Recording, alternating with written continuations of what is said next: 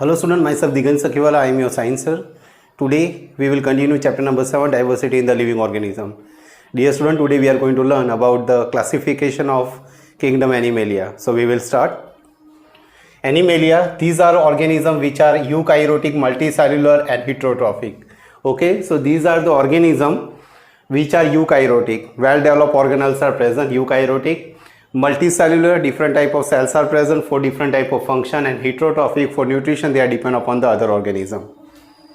Their cell do not have the cell wall. Most animals are mobile, so they have not cell wall. Generally animal cell, they do not have the cell wall. Most animals are mobile. They are further classified based on the extent and type of body design differentiation found. So they are based on the extent and type of body design, what type of body design are there, and differentiation found. Porifera, the word porifera means organism with hole. These are non-motile animals attached to some solid support. The word porifera means organism with the hole. Holes are there, okay, and these are non-motile animal attached to some solid support. So they are not motile, so they are generally found on the solid support. There are holes or pores all over the body. So on that we find the holes and pores all over the body. These lead to the canal system that help in the circulating the water throughout the body to bringing in food and oxygen. So for any animal or organism, the oxygen and food is very important. So here in that pores are present, and because of that reason the food and oxygen is easily enter through water. These animals are covered with the hard outside layer or skeleton. Okay, so that covered with the hard outside layer or skeleton. The body design involves very minimal differentiation and division into tissue. So minimum type of tissues are there for the different type of function. Okay, as well as we find the minimal differentiation is there. They are commonly called the sponges and are mainly found in the marine habitats. Example, Euplectella, Cycon and Spongilla. Okay, so there are examples are given: Euplectella, Cycon and Spongilla. Coelenterata, Cnidaria. These are animals living in water. They show the more body design differentiation. Okay, these animals are living in the water. They show the more body design and the differentiation. Different type of cells are present. Different type of tissues are present to do the different type of function.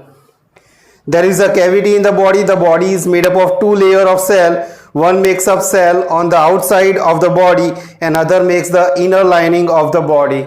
So one layer is present outside and other layer is present inside of it, and that make the inner lining of the body. Some of these species live in the colonies. So they are, some of live together, they are in the colony, example corals, while other have the solitary like span, hydra. Jellyfish, sea anemones are the common example. So we have two examples are there. One is jellyfish and sea anemones. They are the example for the Coelenterata. Dear student, we are going to learn Platyhelminthes. The body of the animal in this group is far more complex design than in two other groups were considered. So Platyhelminthes is more complex than the Porifera and Coelenterata. The body is bilaterally symmetrical. Now dear student, you have to understand the bilateral symmetry means what. When we cut any object, then it divide into two identical part, then we can say that it is a bilateral symmetry. Okay, like whenever we try to imagine that our body is divided vertically from two parts, then two parts are identical, almost identical. So we can say that it is a bilateral symmetrical, meaning that the left and right half of the body have the same design. So here also it is given that left and right half of the body have the same design.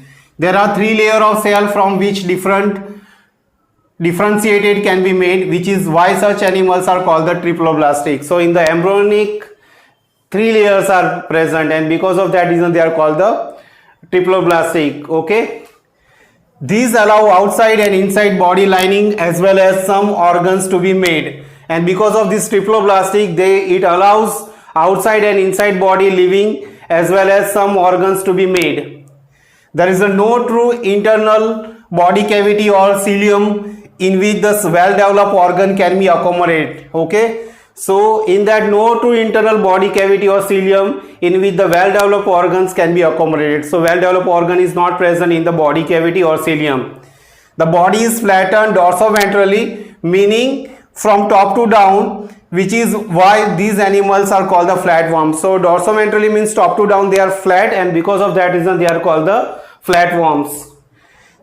They are either free living or parasitic. They are living either free living or they are parasitic, means they are depend on the other organism to get the nutrition. Okay, so that other organism we can say that host, and these all are called the parasitic. Okay, some example are free living animals like the planarians, or parasitic animals like liver fluke. Example: planaria, liver fluke, tapeworm. Okay, so these are the some example: planaria, liver fluke and tapeworm. Nematoda. The nematode body is bilateral, symmetrical and triploblastic. Here also the embryonic layer R3 are present, so they are called the triploblastic, as well as bilateral symmetry are there. Bilateral symmetry means if we cut down, means we imagine that the two part of the body are there vertically, then the two half are left and right half are same body design. The body is cylindrical rather than the flattened. So here the body you find the cylindrical, whereas in the platyhelminthes we find the dorsoventrally flat body are there, so they are called the flatworm. Here what happens, cylindrical body is present, so they are not flattened. There are tissue but no real organs. Okay, so here tissues are present but real organs are not present, although a sort of body cavity or the pseudocilium is present.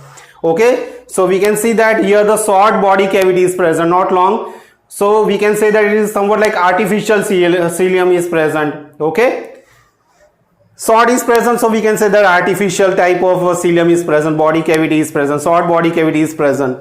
These are very familiar as parasitic worms causing the disease such as the worm causes like elephantitis. We know, dear students, some people are there in the village also, they are suffering from the elephantitis, in that we can say that the size of the leg is became a size of the leg of the elephant. It is also called the filarial worms. Okay, or the worms in the intestine, roundworm or the pinworm. Example are Ascaris wuchereria. Okay, so these are the some example.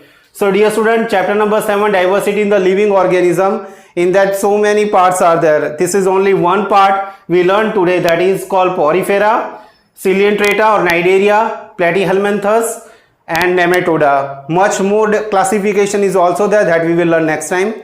Thank you for watching.